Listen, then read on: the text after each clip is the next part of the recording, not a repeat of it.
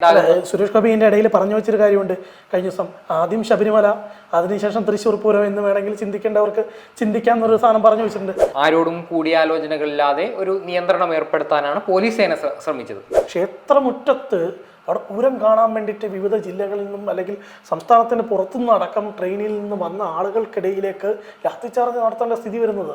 ഇത് ഹൈന്ദവ ക്ഷേത്രങ്ങളിൽ മാത്രമാണ് ഇത്തരം പ്രശ്നങ്ങൾ ഉണ്ടാകുന്നത്. പൂരം എന്ന് പറഞ്ഞാൽ തൃശ്ശൂരുകാരുടെ മൊത്തം വികാരമാണ്. അതിൽ മതമൈത്രി ഉള്ള, കേരളത്തിന്റെ തന്നെ മതമൈത്രി ലോകത്തിന് മുന്നിൽ വെളിപ്പെടുത്തുന്ന ഒരു ഉത്സവമാണ് തൃശ്ശൂർ പൂരം എന്ന് പറയുന്നത്. നമസ്കാരം. ലോക്സഭാ തെരഞ്ഞെടുപ്പിന്റെ പ്രചരണ പ്രവർത്തനങ്ങൾ ഏറ്റവും അവസാനത്തെ മണിക്കൂറിലേക്ക് കടന്ന സാഹചര്യത്തിൽ കേരളത്തിലെ ഏറ്റവും അധികം ചർച്ച ചെയ്യപ്പെടുന്ന ഒരു മണ്ഡലമായി ഇപ്പോൾ മാറിയിരിക്കുകയാണ് തൃശ്ശൂർ ലോക്സഭാ മണ്ഡലം. എ ക്ലാസ് മണ്ഡലം എന്ന നിലയിൽ BJPയും മണ്ഡലം നിലനിർത്താൻ വേണ്ടി കോൺഗ്രസും പിടിച്ചെടുക്കാൻ വേണ്ടി സുനിൽകുമാറും ശ്രമിക്കുന്ന പോരാട്ടമാണ് തൃശ്ശൂരിലേത്. തൃശ്ശൂർ പൂരത്തിനിടെ ഉണ്ടായ വിവാദങ്ങൾ അത് ആരെ തുണയ്ക്കും, ആരെ വീഴ്ത്തും എന്നുള്ളതാണ് നമ്മളിപ്പോൾ ചർച്ച ചെയ്യുന്നത്. നമസ്കാരം അഭിഷേക്. ഈ തൃശ്ശൂർ പൂരം കഴിഞ്ഞതിന് ശേഷം സുരേഷ് ഗോപിക്ക് വലിയൊരു ഹൈപ്പ് അവിടെ ഉണ്ടായിട്ടുണ്ടോ എന്നൊരു സംശയം. നമുക്ക് ഈ വാർത്താ മാധ്യമങ്ങളിലൊക്കെ വാർത്തകൾ കാണുമ്പോൾ, പ്രത്യേകിച്ച് ഈ പൂരം നിർത്തിവെക്കുന്ന അടക്കമുള്ള തലങ്ങളിലേക്ക് പോയപ്പോൾ അവിടെ സേവാഭാരതിൻ്റെ ആംബുലൻസിൽ സുരേഷ് ഗോപി എത്തുന്നു, ഇവരുമായിട്ട് ചർച്ചകൾ നടത്തുന്നു, പാറമേക്കാവും 2 ദേവസ്വം ബോർഡുകളായിട്ട് ചർച്ചകൾ നടത്തുന്നു. അങ്ങനൊരു ഹൈപ്പ് ഉണ്ടായിട്ടുണ്ടോ? തീർച്ചയായും. തൃശ്ശൂരിൽ ആദ്യം പ്രചാരണം തുടങ്ങിയത് BJP ആണ്, സുരേഷ് ഗോപിയാണ്. അവിടെ സ്ഥാനാർത്ഥി നിർണ്ണയം നടക്കുന്നതിന് മുൻപേ തൃശ്ശൂരിലെത്തി അവിടെ ഓരോരോ യോഗങ്ങൾ, കുടുംബയോഗങ്ങളും ST കോഫി ടൈംസ് ഒക്കെ ആയിട്ട് നിറയുകയായിരുന്നു സുരേഷ് ഗോപി. പിന്നീട് അവിടെ TN പ്രതാപൻ സ്ഥാനാർത്ഥിയായിട്ട് വരുമെന്ന് ഉറപ്പിച്ച ആ സാഹചര്യത്തിൽ പിന്നീട് പെട്ടെന്ന് ഒരു ദിവസം TN പ്രതാപന് പകരം K മുരളീധരൻ എത്തുന്നു. അപ്പോൾ അവിടെ ഒരു മത്സരമുണ്ടായി. കാരണം പത്മജ വേണുഗോപാൽ BJPയിലേക്ക് എത്തി. അവിടെ ചേട്ടനെതിരെ അവിടെ പ്രചാരണത്തിന് ഇറങ്ങിയാൽ ഉണ്ടാകുന്ന ഒരു നെഗറ്റീവ് സുരേഷ് ഗോപിക്കായിരിക്കും. അപ്പോൾ അത്തരത്തിൽ BJPയുടെ ഒരു തന്ത്രത്തെ മറുതന്ത്രം മെനഞ്ഞ് തകർത്ത ഒരു പാർട്ടിയാണ് കോൺഗ്രസ്. പക്ഷേ വിശ്വാസികൾക്കിടയിൽ ഒരു വലിയ സ്വാധീനമുള്ള ഒരു പ്രസ്ഥാനം എന്ന നിലയിൽ BJPക്കാണ് തൃശ്ശൂരിൽ ഒരു സ്വാധീനമുള്ളത്. കാരണം ഇപ്പോൾ തൃശ്ശൂർ പൂരവുമായി ബന്ധപ്പെട്ട് വിവാദമുണ്ടായപ്പോൾ അവിടെ കേരള പോലീസാണ് ഭക്തർക്കെതിരെ ഒരു നടപടിയുമായി രംഗത്തെത്തിയത്. അവിടെ ആനയ്ക്ക് പട്ട കൊണ്ടുപോകുന്നതും മറ്റ് അനാവശ്യ നിയന്ത്രണങ്ങളാണ് ഭക്തർക്ക് മേൽ ഒരു പോലീസ് സേന ചുമത്തിയത്. മുൻകാലങ്ങളിലൊക്കെ പൂരങ്ങൾ നടന്നിട്ടുണ്ട്. അപ്പോഴൊന്നും ഇല്ലാത്തൊരു പ്രതിസന്ധി ഈ പൂരത്തിനുണ്ടായിട്ടുണ്ട്. പ്രത്യേകിച്ച് തിരഞ്ഞെടുപ്പ് ഒരു പടിവാതിലെത്തി നിൽക്കുക ഇത്തരത്തിലൊരു പ്രവൃത്തി ഭരണപക്ഷ CPM ആയിരിക്കുമ്പോൾ തന്നെ അവിടെ CPI സ്ഥാനാർത്ഥി ജനവിധി തേടുമ്പോൾ ഭരണപക്ഷത്തിരിക്കുന്ന മുഖ്യമന്ത്രിയുടെ വിഭാഗത്തിൽപ്പെടുന്ന ആഭ്യന്തര വകുപ്പിൻ്റെ ഭാഗമായ പോലീസ് സേന ഇത്തരത്തിലൊരു നടപടിയെടുക്കുമ്പോൾ തീർച്ചയായും അവിടെ ഒരു നെഗറ്റീവ് ഇമ്പാക്റ്റ് ഭരണപക്ഷത്തിനും അവിടെ മത്സരിക്കുന്ന ഒരു CPI സ്ഥാനാർത്ഥിക്കും ഉണ്ടാകുന്നത് സ്വാഭാവികമാണ്. അത് കൃത്യമായി മുതലെടുക്കാൻ അവിടുത്തെ BJP സ്ഥാനാർത്ഥിക്ക് കഴിഞ്ഞു. അതുകൊണ്ട് തന്നെയാണ് തോന്നുന്നു സുനിൽകുമാർ പറഞ്ഞു വെച്ചത്, ഈ മാറി മാറി വരുന്ന ഉദ്യോഗസ്ഥർക്ക് പലർക്കും ഈ വിശ്വാസത്തിൻ്റെ അല്ലെങ്കിൽ ഈ ഉത്സവത്തിൻ്റെ ഒരു വിശ്വാസം അല്ലെങ്കിൽ അതിൻ്റെ ഒരു സ്വത്വം ഇതിനെക്കുറിച്ച് മനസ്സിലാകാതെ പോയതാണ് അവിടെ ഉണ്ടായ പ്രശ്നങ്ങൾ എന്ന് പറയുന്നത്. നമ്മൾ ഇതിനെക്കുറിച്ച് സംസാരിക്കുന്ന ഘട്ടത്തിൽ അവിടെ പ്രധാനമായിട്ടും ഉണ്ടായിരുന്നത് അങ്കിത് അശോകൻ, അവിടുത്തെ കമ്മീഷണർ, സിറ്റി പോലീസ് കമ്മീഷണർ, പുള്ളിയെ സ്ഥലം മാറ്റി. പുള്ളീനെ കുറച്ച് വീഡിയോസ് പുറത്ത് വന്ന് ശ്രദ്ധിച്ചെന്നറിയില്ല. ഈ പട്ട കൊണ്ടിരുന്ന സമയത്ത്, ആനയ്ക്ക് പട്ട കൊണ്ടിരുന്ന സമയത്ത് അവിടെ പട്ട എടുത്തുകൊണ്ട് പോടോ എന്നൊക്കെ പറഞ്ഞിട്ട് വലിയ തരത്തിലുള്ള ഇതുണ്ടാക്കുന്നത്. അതിനോടൊപ്പം തന്നെ ഈ കുടമാറ്റത്തിന് വേണ്ടിയുള്ള കുട കൊണ്ടിരുന്ന സമയത്ത് അവരെ ഒന്നും അകത്തേക്ക് കയറ്റാതിരിക്കുക. അവർക്കെല്ലാം നമുക്ക് ദൃശ്യങ്ങളെ കാണാം, അല്ലേ? ടാഗൊക്കെ കാണാം അവർക്ക്. ആ ടാഗൊക്കെ ആരെങ്കിലും സ്വന്തമായി ഉണ്ടാക്കിയ ടാഗായിരിക്കുമല്ലോ. ഇതൊക്കെ ദേവസ്വം ബോർഡുകൾ കൃത്യമായി കൊടുക്കുന്ന ടാഗായിരിക്കുമല്ലോ. അങ്ങനെ ഈ ടാഗ് അടക്കം ഉണ്ടായിട്ടും അവരെ അവിടെ തടഞ്ഞു വെക്കുമെന്ന നിലയുണ്ടാകുന്നു. ഈ അങ്കിത് അശോകനാണെന്ന് തോന്നുന്നു സുരേഷ് ഗോപിക്ക് അവിടെ ഇപ്പം ഒരു ഗുണകരമായ പ്രവർത്തനത്തിലേക്ക് നയിച്ചത്. തീർച്ചയായും അവിടെ ദേവസ്വം വക വോളണ്ടിയർമാരുണ്ടാകും. ഇപ്പോൾ തിരുമ്പാടി ദേവസ്വത്തിനും പാറമേക്കാവ് ദേവസ്വത്തിൻ്റെതായ ഒരു വോളണ്ടിയർ സേന ഉണ്ടാകും പൂരത്തിൻ്റെ സുഗമമായ നടത്തിപ്പിന്.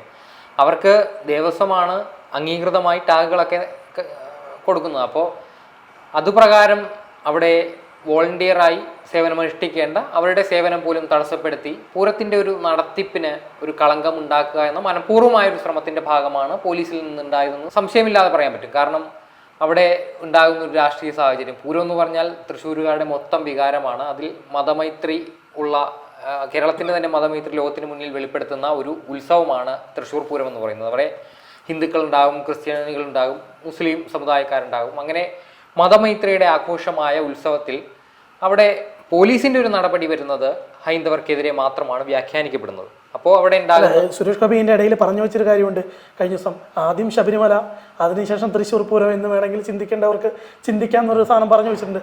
അതും കൃത്യമായിട്ട് ഇത് അവിടെ ഒരു സ്ട്രാറ്റജി ഏറ്റവും അവസാന ഘട്ടത്തിലേക്ക് BJP ഉണ്ടാക്കിയെടുക്കുന്നു നമുക്ക് മനസ്സിലാക്കേണ്ടി വരും. പക്ഷെ സുരേഷ് ഗോപി ഈ വിഷയത്തിൽ ഒരു നിലപാട് പറഞ്ഞത് പൂരത്തിനുമായി ബന്ധപ്പെട്ട വിവാദങ്ങളിലൊന്നും അത് രാഷ്ട്രീയവൽക്കരിക്കരുത്, തെരഞ്ഞെടുപ്പായി കാണുകയും ഇപ്പോൾ തൃശ്ശൂർ പൂരവുമായി നടത്തിപ്പിലുണ്ടായ ഒരു പ്രതിസന്ധി അല്ലെങ്കിൽ ഒരു അനിശ്ചിതത്വം അത് ആ ഒരു രീതിയിൽ മാറുകയും അത് രാഷ്ട്രീയമായി യാതൊരു തരത്തിലും മുതലെടുക്കാനില്ല എന്നാണ് സുരേഷ് ഗോപി തന്റെ അഭിപ്രായം പറഞ്ഞത്.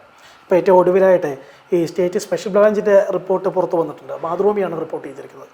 ആ റിപ്പോർട്ടിനകത്ത് പറയുന്നത് വെച്ച് കഴിഞ്ഞാൽ അവിടെ നേരത്തെ കാലക്കൂട്ടി തന്നെ പല മുതിർന്ന ഉദ്യോഗസ്ഥരുടെ പേരിൽ ഹോട്ടലുകളിലൊക്കെ സൗജന്യമായിട്ട് മുറിയെടുക്കുക, അതോടൊപ്പം തന്നെ വിവിധ ജില്ലകളിൽ നിന്ന് ഈ പൂരത്തിൻ്റെ ഡ്യൂട്ടിക്കായിട്ട് വന്നിട്ടുള്ള ഓഫീസർമാർ അവർക്ക് വേണ്ടിയിട്ട് കൃത്യമായി ഈ എവിടെയൊക്കെ എന്തൊക്കെ ചെയ്യണം എന്നതിനെക്കുറിച്ചുള്ള ഒരു ബ്രീഫിംഗ് കൊടുക്കുക, ഡ്യൂട്ടി ബ്രീഫിങ്. നമ്മളെല്ലാ സ്ഥലത്തും കണ്ടിട്ടുള്ള ശബരിമലയിലും മറ്റെല്ലാ സ്ഥലങ്ങളിലും പുതിയ ഉദ്യോഗസ്ഥർ വരുന്ന സമയത്ത് ഇവിടെ ഇന്നൊക്കെയാണ് ഇവിടുത്തെ ചിട്ടകൾ, ഇവിടെ ഇന്നതൊക്കെ നടക്കും, നമ്മൾ ഇന്നതൊക്കെ ചെയ്യണം എന്നുള്ള ഒരു ഡ്യൂട്ടി ബ്രീഫിംഗ് ഉണ്ടാകുന്നതാണ്.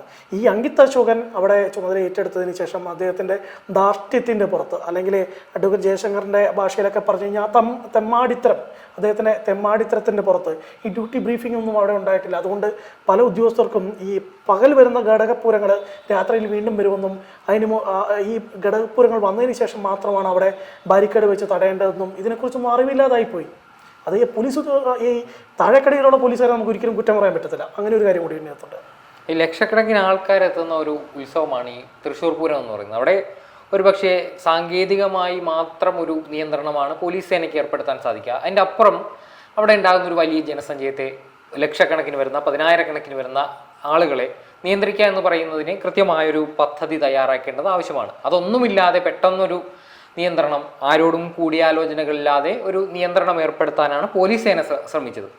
അതിൻ്റെ ഒരു അപകടം തിരിച്ചറിഞ്ഞ് ഈ ഒരു സംഭവം ഉണ്ടായ അന്ന് പുലർച്ചെ തന്നെ ജില്ലയുടെ ചുമതലയുള്ള മന്ത്രിയായ കെ രാജൻ അടക്കമുള്ളവർ സ്ഥലത്തെത്തുകയും ഒരു സ്ഥിതിഗതികൾ നിരീക്ഷിക്കുകയും ഒക്കെ ഉണ്ടായി. അപ്പോൾ തീർത്തും നിരുത്തരവാദപരമായ ഒരു സമീപനമാണ് കേരള പോലീസിന്റെ ഭാഗത്ത് നിന്ന് ഈ പൂരം നടത്തിപ്പോയി. നമുക്ക് പോലീസ് തന്നെ മൊത്തത്തിൽ നമുക്ക് അടച്ചാക്ഷേപിക്കാൻ പറ്റത്തില്ല.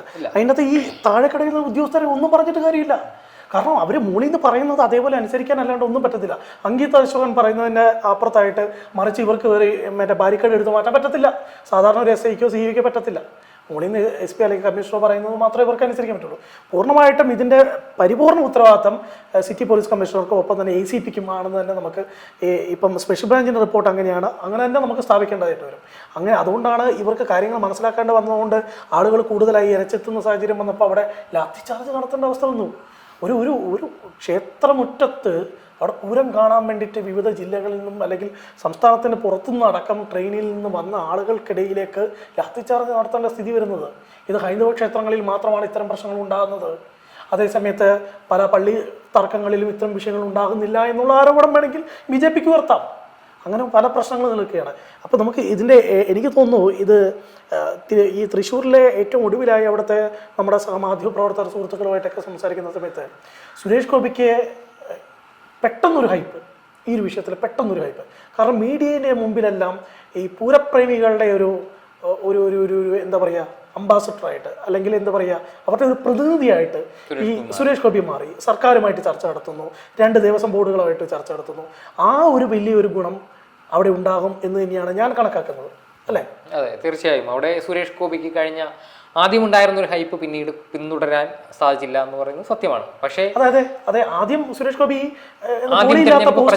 ഗോളിയില്ലാത്ത പോസ്റ്റിലേക്ക്, അതായത് നമ്മുടെ മീഡിയകളിലെ നിശാന്ത് പറയുന്ന പോലെ തന്നെ ഗോളിയില്ലാത്ത പോസ്റ്റിലേക്കായിരുന്നു ഗോളുകൾ അടിച്ചുകൊണ്ടിരുന്നത്. പെട്ടെന്ന് അവിടെ കാൻഡിഡേറ്റ്സ് വരുന്നു, നല്ല ശക്തമായ മത്സരം നടക്കും, അല്ലെങ്കിൽ പ്രചരണ പ്രവർത്തനം നടക്കുന്നു. ആ ഘട്ടത്തിൽ സുരേഷ് ഗോപി കുറച്ച് താഴോട്ട് പോയിട്ടുണ്ട് സത്യമായിട്ടുള്ള. VS സുനിൽകുമാർ അവിടെ ഉയർത്തിയ ഒരു ജനകീയൻ എന്നൊരു പരിവേഷം സുരേഷ് ഗോപിക്ക് അവിടെ ഇല്ല എന്നുള്ളത് വാസ്തവമാണ്. പക്ഷേ കോൺഗ്രസ് സ്ഥാനാർത്ഥിയായി എത്തിയ K മുരളീധരൻ അവിടെ ഒരു തരത്തിലും ഒരു മുൻതൂക്കം ഉണ്ടാക്കാൻ സാധിച്ചിട്ടില്ല. അപ്പോഴാണ് ഈ ഒരു VS സുനിൽകുമാറും സുരേഷ് ഗോപിയുമാണ് ഒപ്പത്തിനൊപ്പം നിൽക്കുന്ന ഒരു സാഹചര്യം ഉണ്ടായത്. അപ്പോൾ ആ സാഹചര്യത്തിൽ പെട്ടെന്നൊരു ദിവസം ഈ പൂരത്തിനുണ്ടായ പ്രതിസന്ധിയോടെ സുരേഷ് ഗോപി കുറച്ചുകൂടി മുൻതൂക്കം നേടിയെന്ന് പറയാതെ വയ്യ. എന്തായാലും ഈ തൃശ്ശൂരിനെ കുറിച്ച് സംസാരിക്കുന്ന ഘട്ടത്തിൽ തൃശ്ശൂരിലെ ഫലം എന്താകും എന്നതിനെക്കുറിച്ച് നമുക്ക് ഇപ്പോൾ പ്രെഡിക്റ്റ് ചെയ്യാൻ കഴിയില്ലെങ്കിലും ഈ തൃശ്ശൂരിലെ ആളുകളുമായി സംസാരിക്കുന്ന ഘട്ടത്തിൽ അവിടുത്തെ ജനങ്ങളുടെ ഇടയിൽ ഇറങ്ങി അവരുടെ അഭിപ്രായങ്ങൾ സ്വരൂപിക്കുന്ന ഘട്ടത്തിലെല്ലാം തന്നെ മനസ്സിലാക്കാൻ വേണ്ടി സാധിക്കുന്നത് ജനങ്ങൾക്കിടയിൽ 3 സ്ഥാനാർത്ഥികൾക്കും വലിയ സ്വീകാര്യത ലഭിച്ചിട്ടുണ്ട്. ആ സ്വീകാര്യതയും ഒപ്പം തന്നെ ഈ ഏറ്റവും ഉണ്ടായിട്ടുള്ള ഈ പൂരത്തിൻ്റെ ഭാഗമായി സുരേഷ് ഗോപിക്ക് ലഭിച്ചിട്ടുള്ള ഹൈപ്പും അത് ആരെ പിന്തുണയ്ക്കും ആരെ അവഗണിക്കും അവിടുത്തെ ജനങ്ങൾ എന്നുള്ളത് കാത്തിരുന്ന് കാണേണ്ടത് തന്നെയാണ്.